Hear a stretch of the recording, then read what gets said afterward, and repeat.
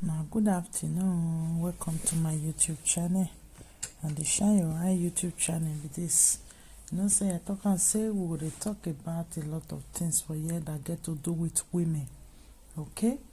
Wetin I see for social media today now something we get to do with one of our lady, Nigeria woman, when be say man can't kill the woman for inside hotel. So as this thing happen now, police dey investigate am already. We no know wetin really happen to the woman, okay? But we know say person strangle the woman for inside hotel. So I come dey waka for inside this social media. Now I come see one post wey one man put.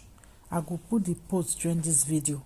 The man come dey blame the girl say wetin this our sister wetin she go find for hotel.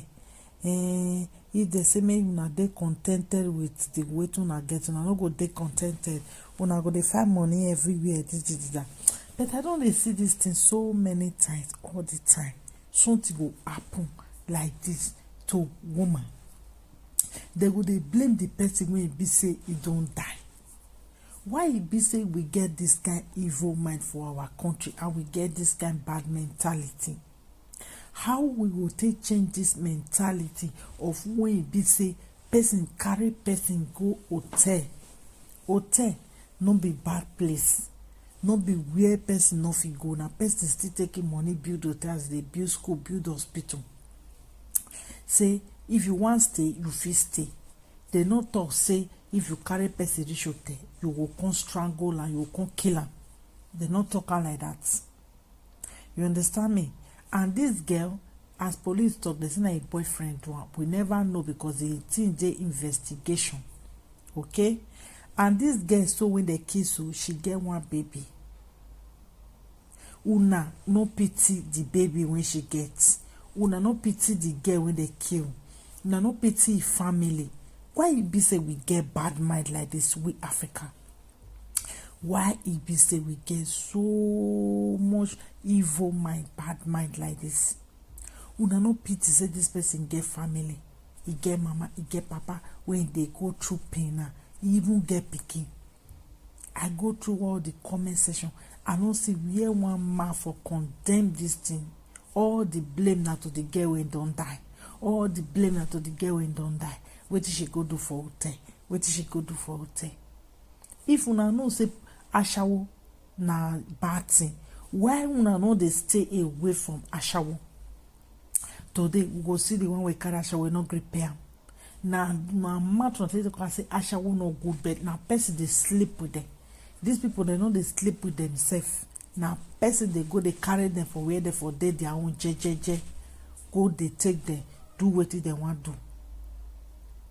One man can't put one post, one go put for here. They blame the girl when they kiss say she know they contented with waiting she gets. Make she they contented with make it find one poor man, make it they contented with her. Person when don't already die. You know even to say anybody will do this thing, make it no better for her.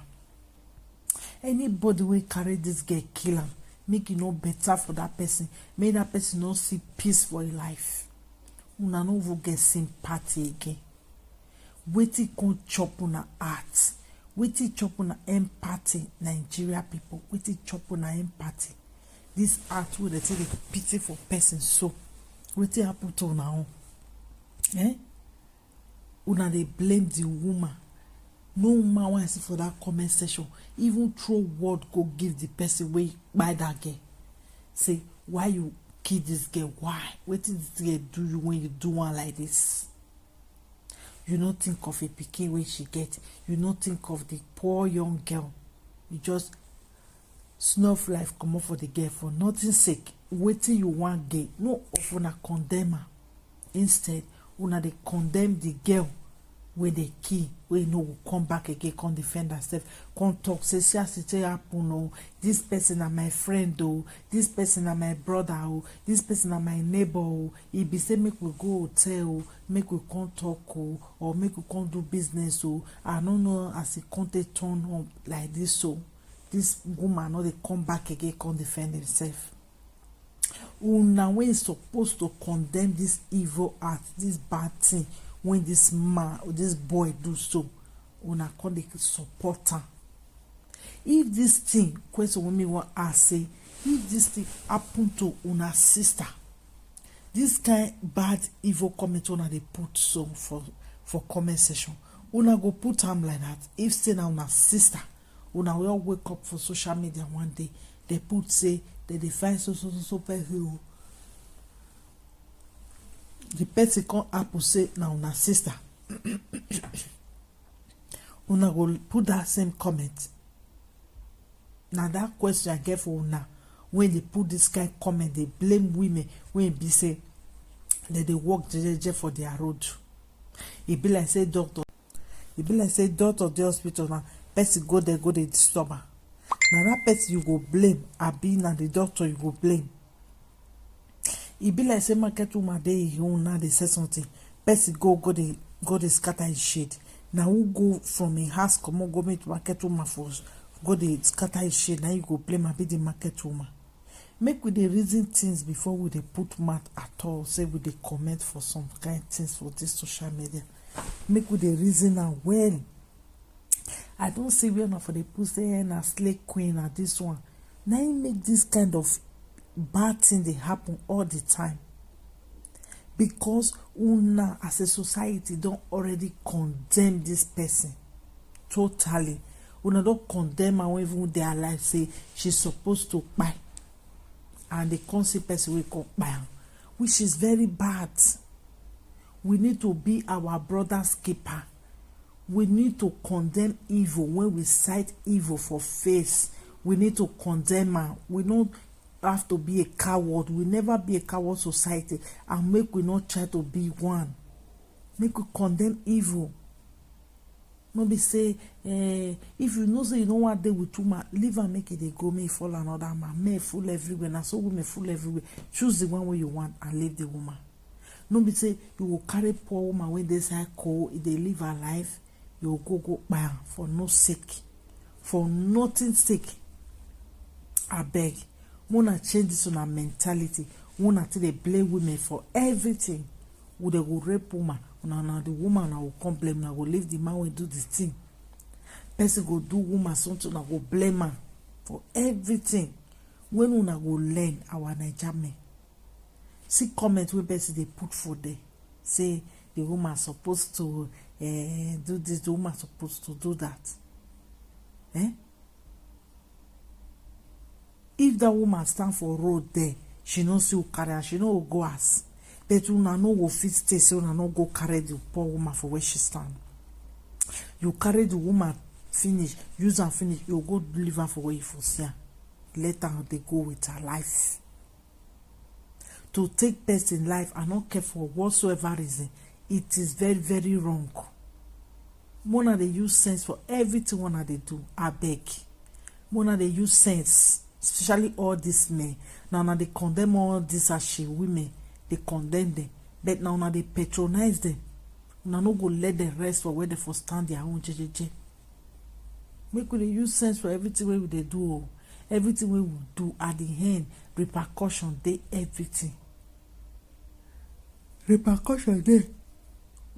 Make we dey use sense. I beg our people.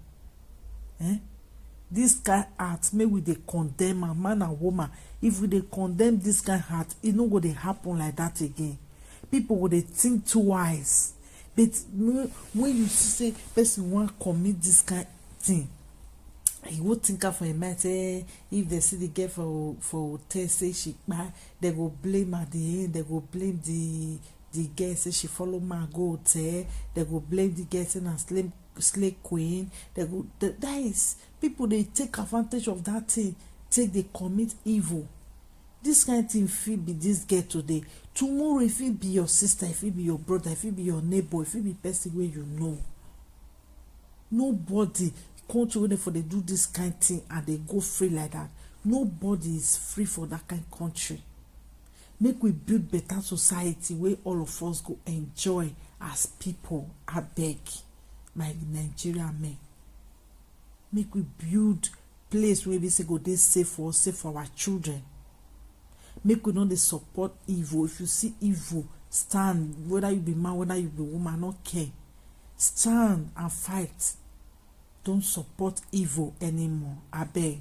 This my brother when he post this thing, so may you change this your mentality. Not good. Change am. This thing if it happen to anybody, if it happen to anybody in every part of the world, it happen. Even for abroad self, they happen. But they happen say for abroad, they catch a lot of them when they do this kind of thing. But with the country where we from come, when we basically for they glorify this kind of evil, people when they commit evil, they go free. I beg, wanna try my best. I beg. I love all of you. And this my sister when they can't carry, when they can't remove from our midst, so may her soul rest in peace. Our family, anywhere they dey now, make them find peace for themselves. May they be strong. May they strong. The mama, papa, daughter, may they strong. All the entire family. I send my message to them. Now very sad news, but I trust our Nigeria police. They will fish out the person where they behind the way snuff life come up for this girl. That person, he no go ever find peace until he come and go take him man, take confess. He will never find peace. I don't talk and finish. I say go be. So that's why I want to stop this video. Now the Shine Your Eye YouTube channel. I beg if you like this video, may you put your comment there. Or nothing no finish. May you still put your own. And may you subscribe to this YouTube channel. I love all of you now. Bye bye.